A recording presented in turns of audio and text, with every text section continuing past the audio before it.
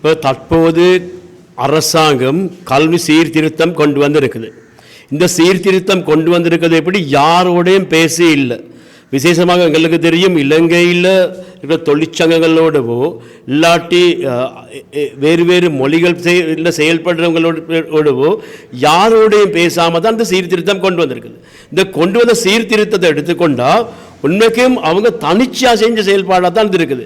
அரசாங்கம் முதலாவது இந்த சீர்திருத்தத்தை கொண்டு சொல்லுது, அவங்க என்னமோ இந்த அரசாங்கம் கொண்டு வர மாதிரி தான் கொண்டு வந்தாங்க. ஆனாலும் தற்போது பாராளுமன்றத்தில் நடந்த அந்த விவாதத்தில் நாங்கள் கண்ட விஷயம்தான் இது கடந்த அரசாங்கம் கொண்டு வந்தது தான் அப்படியோ காபன் கோப்பியாக இந்த அரசாங்கம் கொண்டு வந்திருக்குது. இப்போ இந்த கொண்டு வந்திருக்க இது ஒன்றும் இல்லை, சுமார் ப்ரெசன்டேஷன் மட்டும்தான். இதுக்கு முதல் நடந்த கல்வி சீர்திருத்தம் எல்லாம் அது ரிசர்ச் பண்ணி நடைமுறைப்படுத்தி நடைமுறைப்படுத்தின பின் திரும்பவும் அது சம்பந்தமாக மானிட்டரிங் ப்ராஜெக்ட் செஞ்சு எல்லாம் செஞ்சு தான் நடைமுறைப்படுத்துது. ஆனால் இது ஒரே ஒன்றா கொண்டு வர்றாங்க, ஒரு ப்ரெசன்டேஷன் மட்டும்தான் இருக்குது. ஒரு கேட்டால் ஒரு தாள் கூட இல்லை. நாங்கள் காண்டும் எதிர்கட்சிகள் பாராளுமன்றத்தில் இது சம்பந்தம் ஒயிட் பேப்பர் ஒன்று கேட்டுச்சு. இப்போ ஒயிட் பேப்பர் ஒன்று கேட்கல, இவ்வளவு அறிவாளியான கல்வி அமைச்சர் சொல்கிறது ஒயிட் பேப்பர் மட்டுமே இல்லை, வேறு கலர்களையும் பேப்பர் கொடுக்கலான்ட்டு. ஏன் இப்படி இந்த கொச்சப்பட்ட செயல்பாடாக மாற்றிருக்குது?